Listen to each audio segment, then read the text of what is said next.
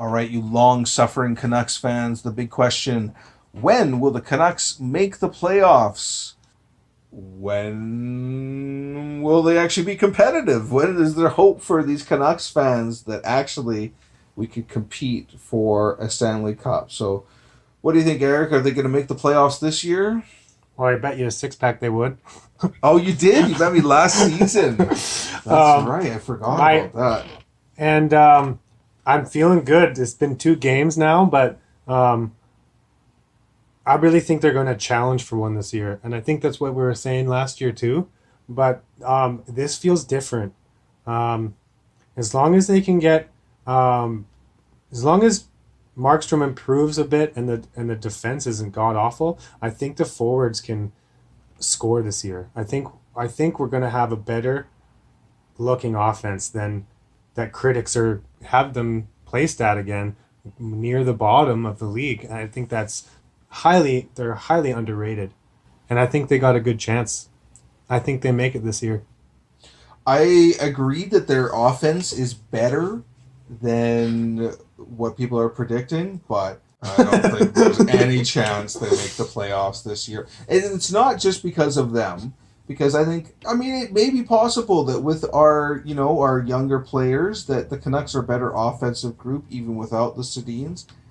Couple things, they brought back the same defensive group that was terrible last year, and other than our beloved Tanev, who is so smart defensively, and he's going to be a good mentor for the young guys.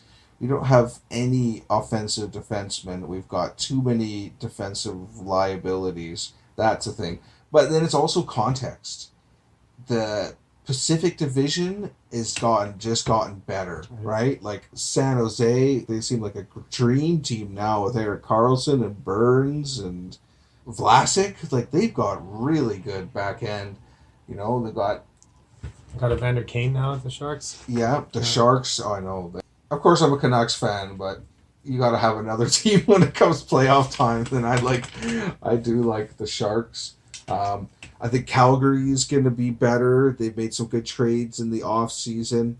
Edmonton, is it possible to be that bad when you got the best player on the planet on your team? I don't think so.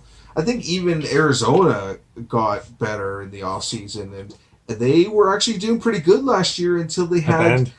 their goaltender was really good, Antti Ranta, and then That's he right. got injured and they really went down. So I think the Canucks will be last place in the Pacific. I don't think they're making the playoffs this year at all, and I think I look forward to getting that six pack at the end of the season. We'll be drinking that and watching playoffs without the Canucks is my prediction. What about next year? What are we at? 2019, 2020. You think there's a chance the Canucks making the playoff next year? Well, it's just so hard to say what they're going to do. I mean, they have so many expiring contracts. Good point. Um, and if they do finish low again, you're going to see a lot of people let go. They got to get Besser re-signed. I think that's their biggest thing. I think Goldobin. I mean, we mentioned it earlier. I think this is really interesting. If he can stay on the team and they can find a role for him and he can kind of buy in, they look a lot better. So Besser and Goldobin re-signing and letting guys like Edler and Granlund and I don't know, sort of like a small rebuild again, but Right. with two pieces you're ready to keep makes them stronger, but it all depends what they do. They have a lot of decisions to make. Right here we have um, these are the guys with on the last year of their contract for this year. Marcus Granlund, Brock Besser, Tyler Mott, Goldobin, Leipzig, Edler, Hutton, Delzato, Pouliot, and the goalie Nielsen. So those are lots of contracts that are up, and honestly, who's worth keeping there? So, Well, the big thing is, yeah, so this is going to be the end of the season. It's going to be a big turnover with our defense. And I think it's a huge opportunity. For me, I don't want to see any of these guys come back on defense. I don't want Edler to come back. He's too old, too slow, too inconsistent. He doesn't seem to give a shit on way too many nights. Yeah, I agree. Hutton, I don't think is going to be have the skill to do it. Del Zotto, he led the league in hits last year, but I also think he doesn't really fit in. No, you well. bring Del Zotto back. You bring him back, and you'll get a good deal for him, probably. I think we need to bring in new defensive players. Pouliot, I think we need to sign some free agents. We need to improve the quality of the defense. So change it up. Yeah. So I think the Canucks are going to look a lot different after the end of the season, going into 2019, 2020. I think they're going to look a lot different. We're going to have players like Besser and Pedersen having more experience, but it'll be integrating a bunch of new players. I think the following year, I think 2020, 2021, that's when I see the Canucks making the playoffs and really assembling a new core of dynamic young players that are going to be legitimately a threat in the NHL. Quinn Hughes will be playing with us next year, the amazing offensive defensive prospect, right? That'll be his first year, 2019, 2020. But yeah, I predict 2021, we'll see the start of a new era of the Canucks being consistently competitive for a playoff spot that also matches with other teams in the Pacific, older teams that have been having success like LA, Anaheim, even San Jose to a certain extent. Their windows are going to be closing with their more senior rosters. So the future looks good, but I don't see playoffs for the next couple years. Oh, you're so convincing.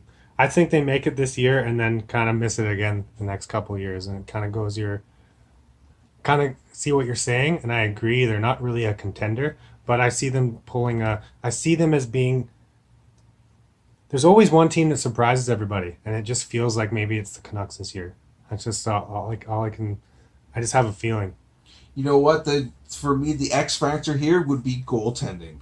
If we could get Markstrom or Nielsen or more maybe Demko coming up, really getting on a hot streak, stealing some games, that could make a big difference. But I'm not convinced our goalies have the talent to be able to do that. But I think that's what you need because there's going to be nights when the Canucks struggle to score, and we got to have our goalies steal some. So we'll see if it can happen. I like to believe the optimism, but I think they're still in the dregs of a rebuild. But at least we have elite talent, and this is the big thing that gives me hope because there's all different types of talent with players, and some of them they need more to work on their consistency or they need to work on their physical strength, but elite talent, you can't just train that. That is natural, and we've got players now. We've got Pedersen, we've got Besser. I think Horvat is also an elite talent. We have players who have high-end skill that can make us be competitive against some of the best teams in the league. And, the Sedins were good, but they were more like A- players, right? And you're not going to win with a bunch of A- and B players. We need more elite players. And we got Quinn Hughes coming down the pipeline. That's going to be really good for our offense as well because he's going to be driving offense from the back end with his amazing skating and playmaking abilities. So the future looks good because we actually have some really good players. Kind of like, remember when Burry came in? It was like, wow, the Canucks actually have an elite player. That's right? Yeah. And we'd never had someone like that before. So finally we have some elite players. We actually have an elite defensive prospect for the first time ever. So I think the future will be good, but it's going to take some time to work out the kinks. So a couple years, Canucks fans, hang in there. We'll get there eventually.